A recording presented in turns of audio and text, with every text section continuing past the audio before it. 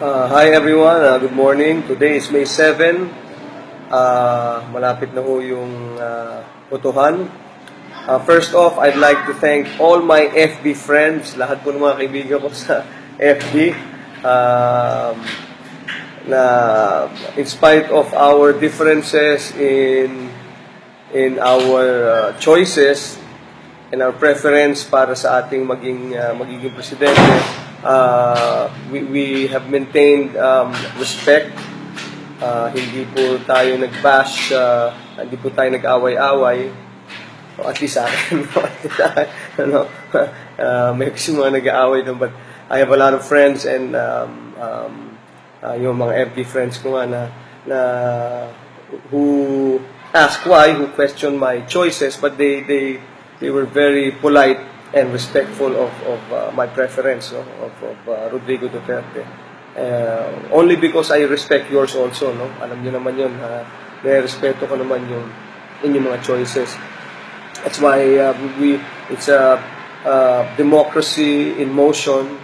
What has happened in Facebook, at least with my friends, no? So maraming salamat sa lahat ng mga Facebook friends ko. You know, now, malapit na nga yung botohan, and now I can tell you, I will state the reasons why, or the very reason why I'm voting for Rodrigo Duterte. I've always said this time and again na siguro about 2 or 3 presidential elections or 3 presidents ago hindi natin siya kailangan. Pero now kailangan natin the likes of Digong, no? Si Tatay Digong Duterte, kasi medyo masyadong malalim na ang hukay ng Pilipinas, no? So kailangan umangat na talaga tayo genuinely, hindi yung on paper, hindi yung on media, but everybody needs to feel the growth and the progress of the Philippines. And most importantly, I've always said this, ang Pilipinas kasi noon, sad to say, aminin man natin o hindi, when we were given that democracy, we were given that freedom, we misconstrued this freedom for something else. It was freedom to, ang nangyari, freedom to steal, freedom to do bad things, freedom to just do anything that we want, no? It's freedom without responsibility. Ganun po ang nangyari sa atin. Hindi tayo ready for that freedom na nakuha natin. It's very sad, no? Pero it's a sad truth. Na kailangan natin tanggapin, because pag tinanggap natin, that's the start of progress and change, genuine change. Kung tinanggap natin yung pagkakamali natin and we acknowledge it, then we will start moving forward and doing right, no? And start doing right. Yung discipline, very important po yan, kailangan po natin. If you notice, etong tagal na ito, hindi na ako pupunta pa sa Singapore o ibang lugar, ibang mga bansa. Pero yung mga OFWs natin, mga kapatid, they know this. Alam niyo po nila to. Pero hindi na tayo pupunta doon, masyadong malayo na yun, kailangan pa natin aeroplano. Hindi katulad dito.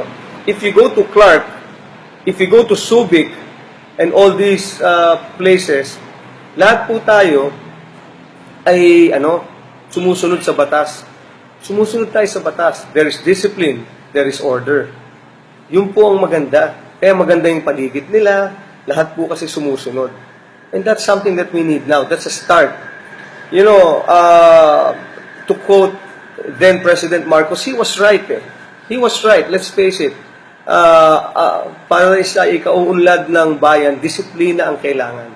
You know, he was right at that time, no? So, yun po ang kailangan natin. That's why I feel na si Duterte po talaga ang kailangan natin ngayon.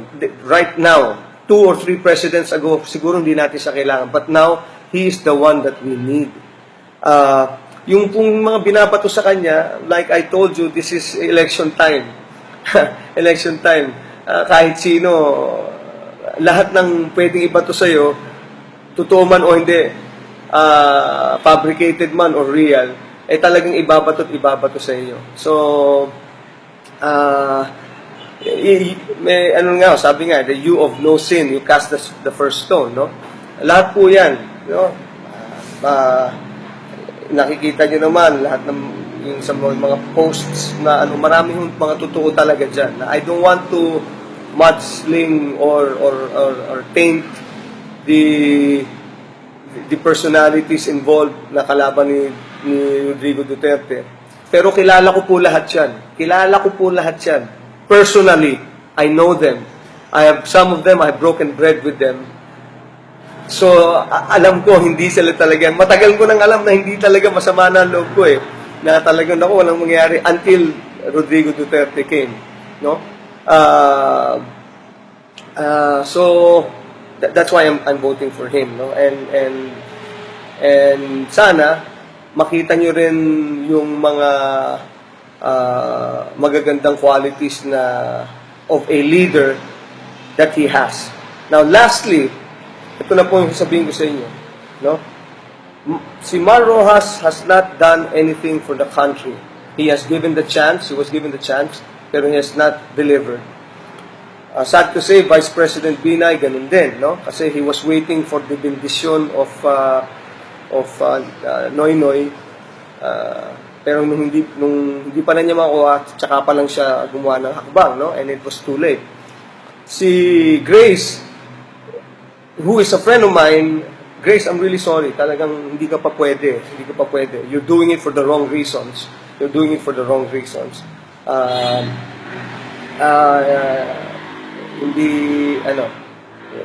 kulang pa.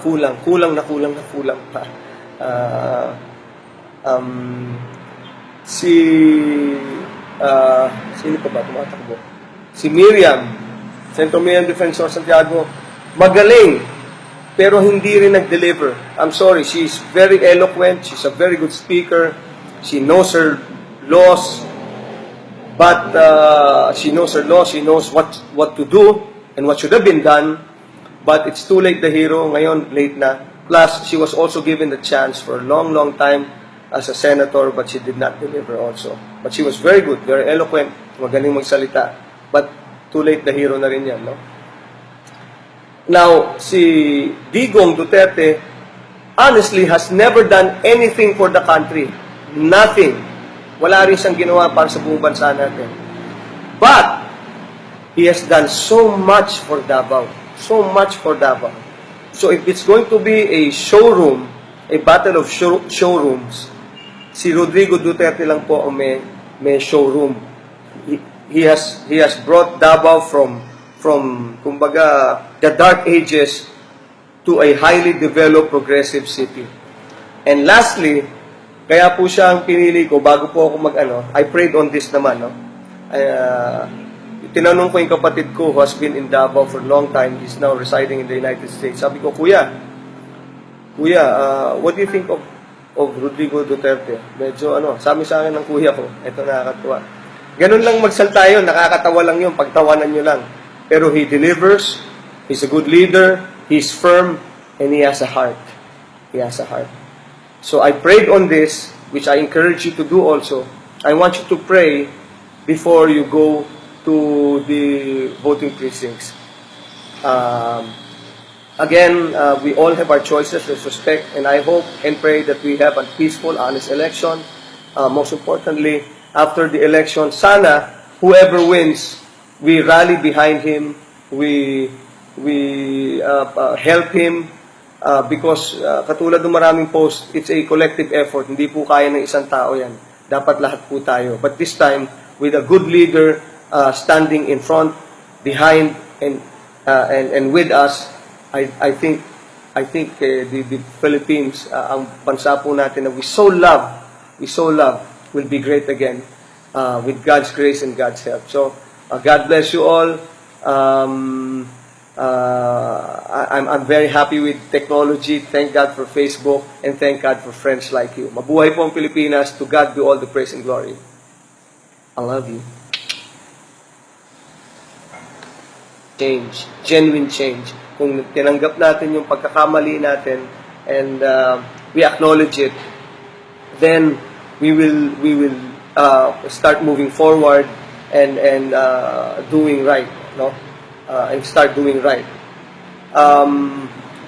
Yung discipline, very important po yan, kailangan po natin. If you notice, eto, tagal na ito, hindi na ako pupunta pa sa Singapore o ibang lugar, ibang mga bansa.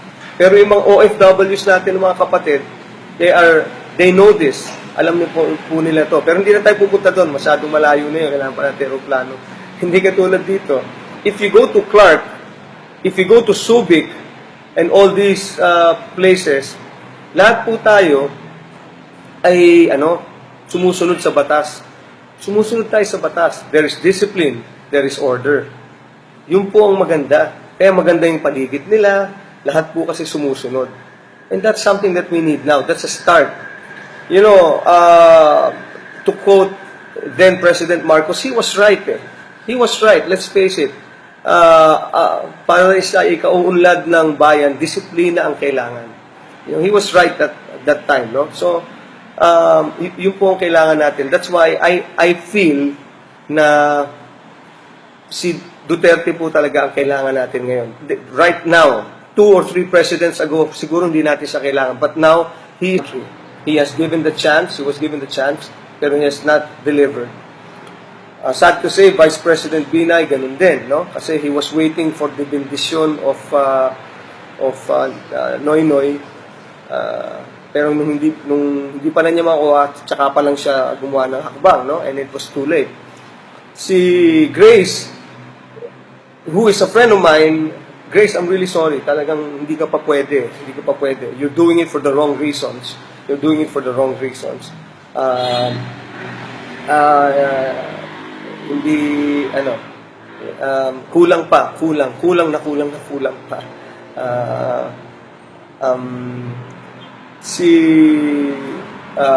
Sino pa ba tumatakbo? Si Miriam, Centro Miriam Defensor Santiago, magaling, pero hindi rin nag-deliver. I'm sorry, she's very eloquent, she's a very good speaker, she knows her laws, but she knows what to do and what should have been done, but it's too late, the hero, ngayon late na.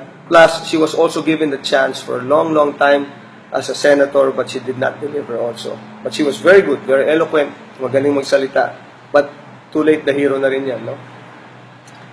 Now, si Digong Duterte honestly has never done anything for the country. Nothing. Wala rin siyang ginawa para sa buong bansa natin.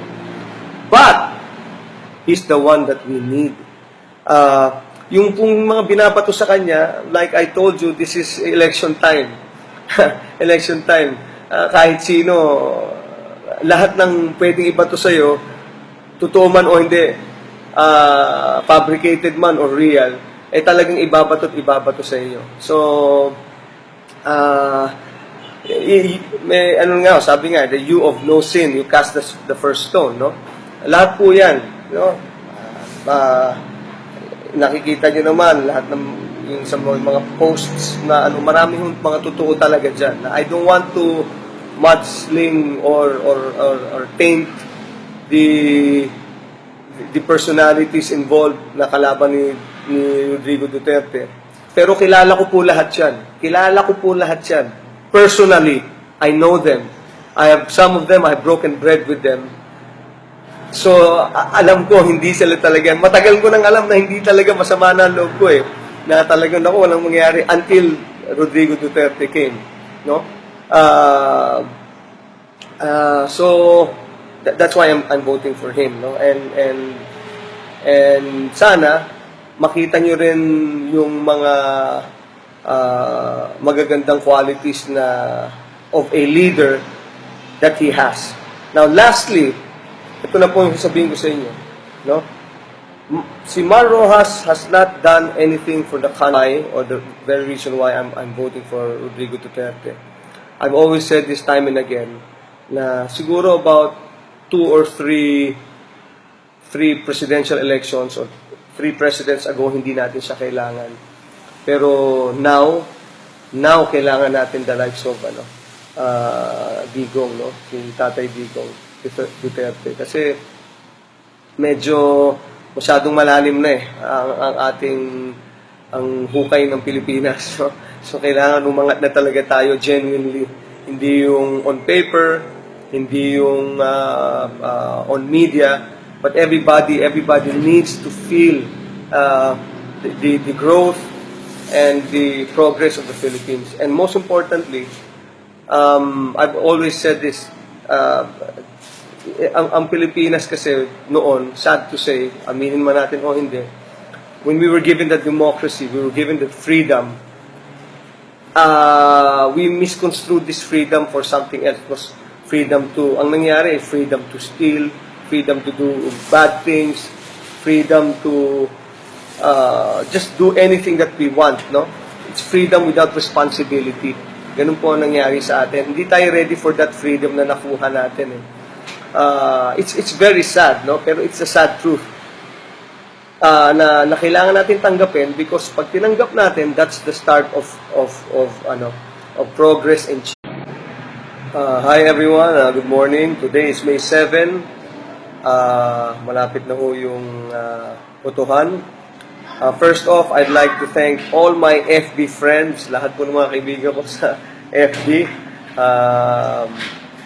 Na in spite of our differences in our choices and our preference para sa ating magiging presidente, we have maintained respect. Hindi po tayo nag-bash, hindi po tayo nag-away-away. O at least sa akin, may kasi mga nag-aaway doon, but I have a lot of friends and yung mga FB friends ko nga na who ask why, who question my choices, but they were very polite and respectful of my preference, no? of Rodrigo Duterte. Only because I respect yours also, no? Alam niyo naman yun, respeto ko naman yung inyong mga choices. That's why it's a democracy in motion. What has happened in Facebook, at least with my friends, no? So maraming salamat sa lahat ng mga Facebook friends ko. You know,